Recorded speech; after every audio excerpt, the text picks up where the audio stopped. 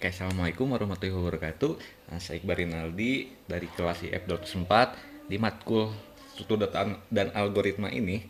Saya membuat aplikasi analisis, maksudnya membuat aplikasi scanner IV agar kita bisa melacak IP apa yang terhubung ke jaringan kita. Nah, sini latar belakangnya saya menggunakan mikrotik RB750G3 untuk distribusi IP, lalu untuk distribusi IP dan mengatur alat jaring, mengatur lalu lintas jaringan. Lalu saya juga menggunakan Proxmox. Nah, di sini fungsinya Proxmox itu adalah kita bisa membuat web dengan banyak OS di dalamnya itu. Jadi, nah seperti ini. Ini adalah Proxmox, di dalamnya itu banyak operasi sistem.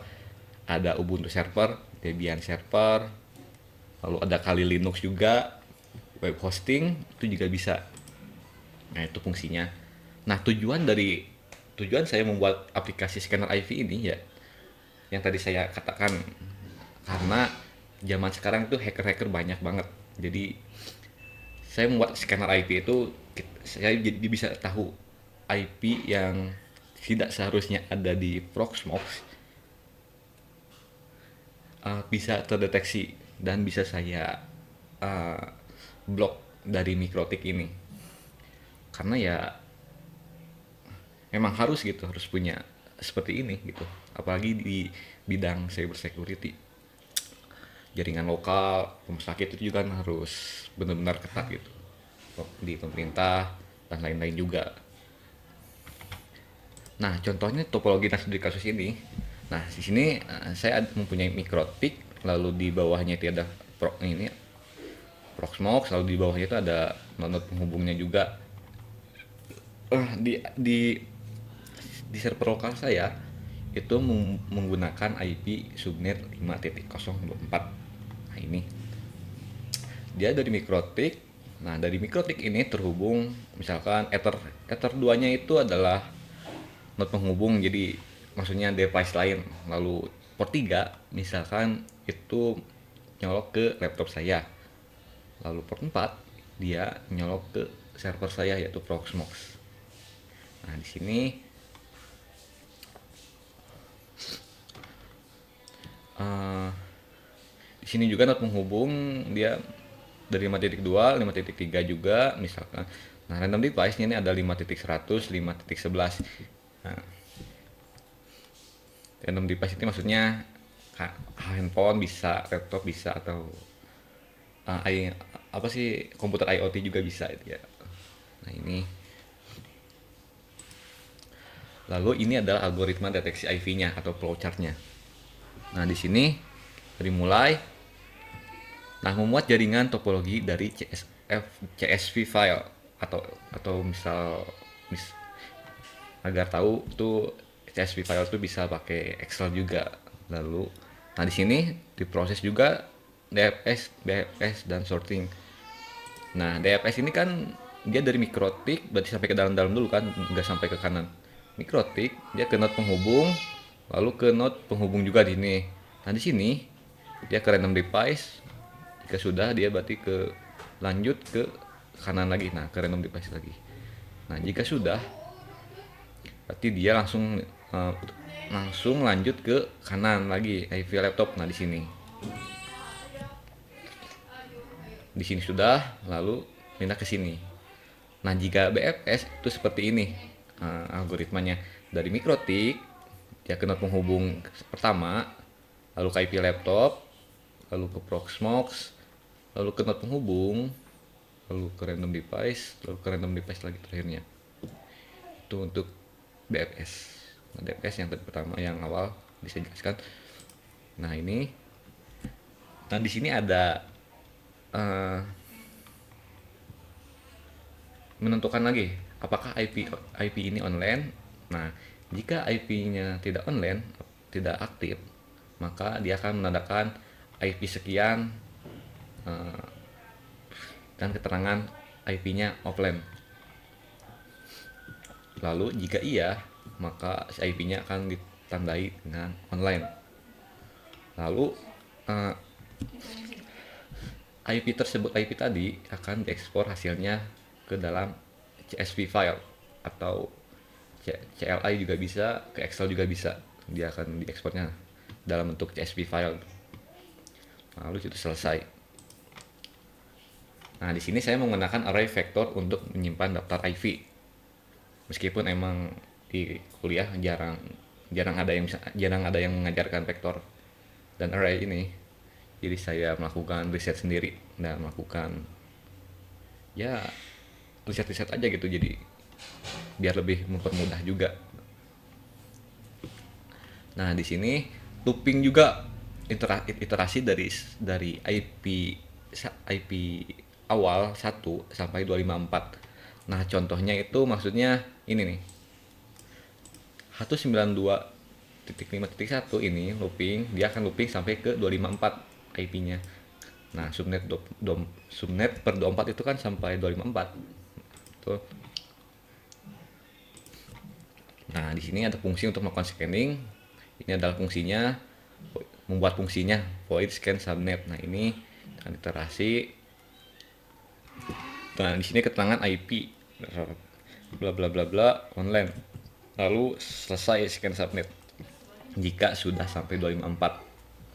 Nah, di sini untuk main filenya scan subnet di network ke 192.168.5. Oke, lanjut. Nah, sini juga kompleksitas algoritma Big Point O. Jadi kompleksitas waktu menunjukkan seberapa cepat waktu eksekusi program bertambah seiring bertambahnya jumlah data n. Nah, ini adalah rumusnya saya buat. Jadi n ini adalah jumlah IP dalam subnet. Misalnya 254 host pada subnet 24. Jadi data sama dengan jumlah IP-nya itu berapa subnetnya maksudnya. Subnetnya 254 misalkan kan 24. Berarti 254 dari 254 untuk data n-nya. Nah, setiap IP ini membutuhkan waktu tetap T detik. Nah, bisa kita tetapkan T itu adalah detik untuk proses pengecekan. Nah, di sini ada rumus waktu total tanpa optimasi threading. Nah, ini ada rumusnya.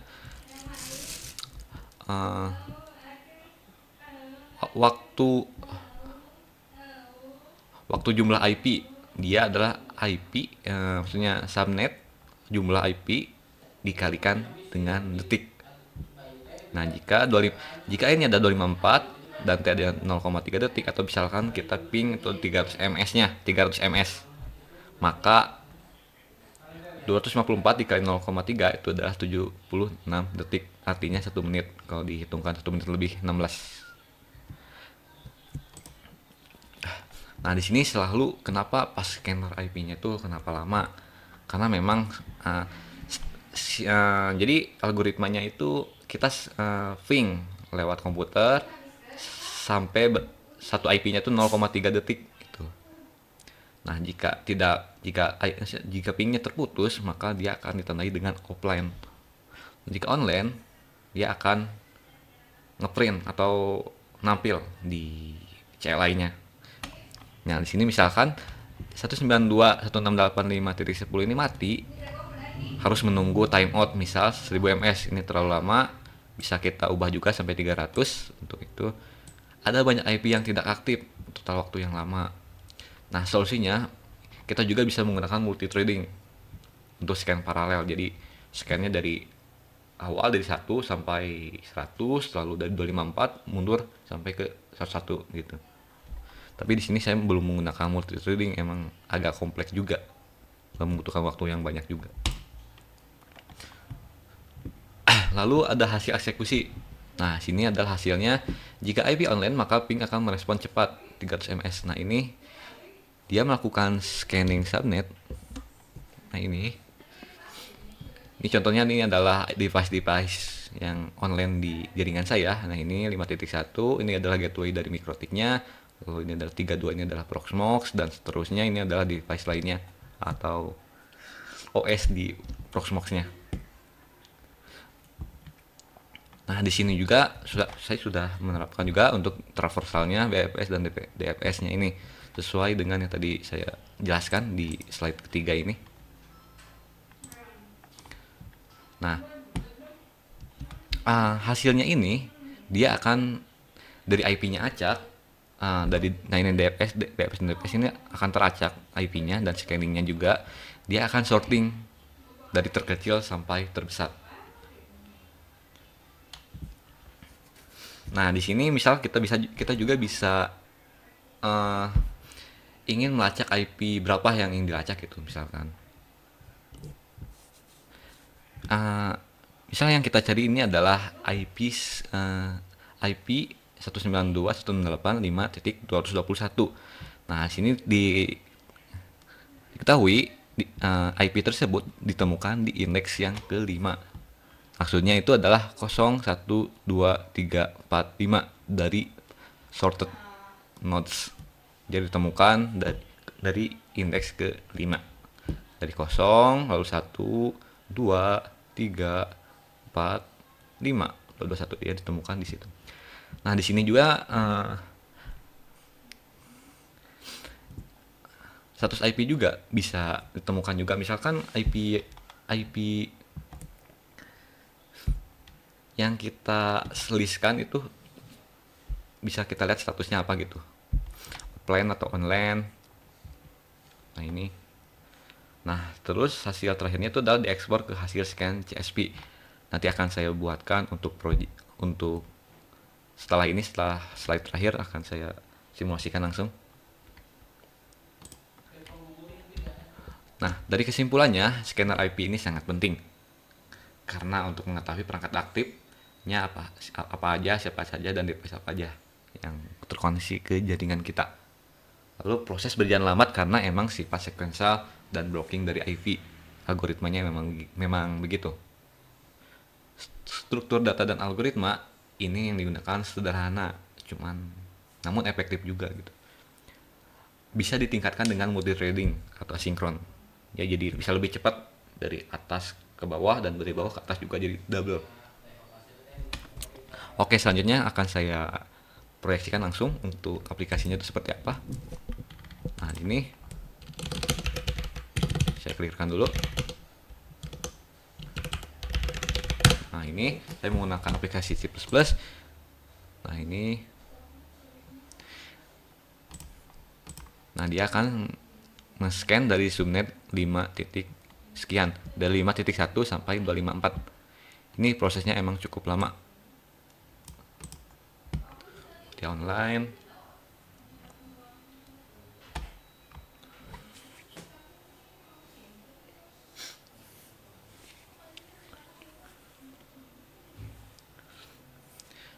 Enam delapan.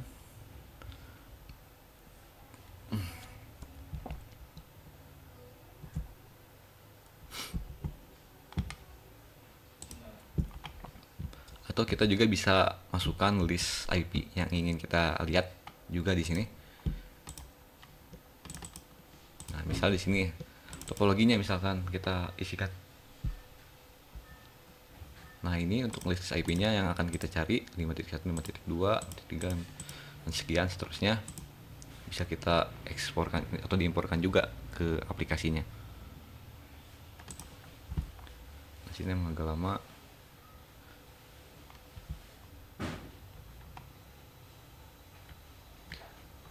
Nah, sini juga ada fungsi untuk melewat graf dari CSV, dari topologi.csv ini. Nah, ini topologi.csv ini. Nah, hasil scan-nya ini akan di sini muncul.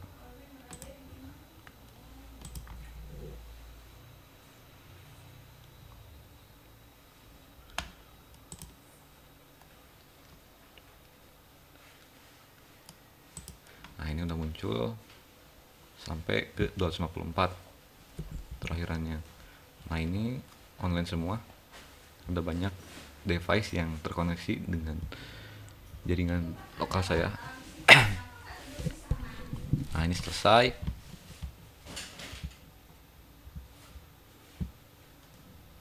Nah, ini BPS-nya sudah ada. BPS-nya juga udah terscan.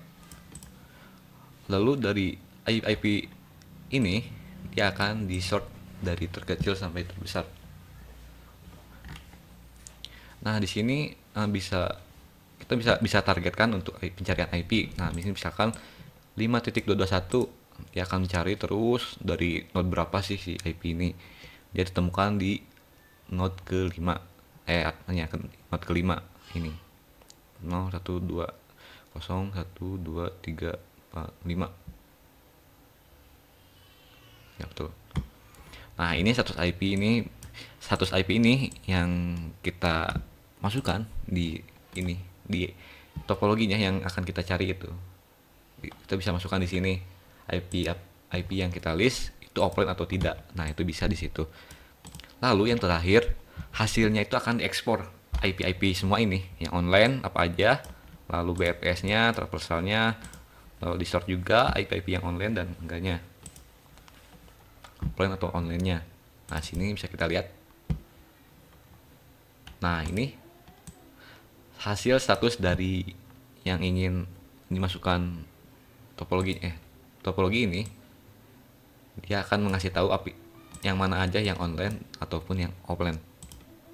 Nah, ini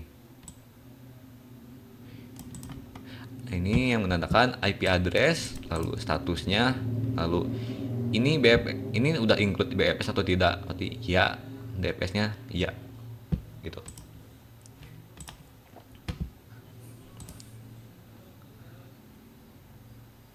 Ya, mungkin itu aja presentasi dari aplikasi yang saya buat.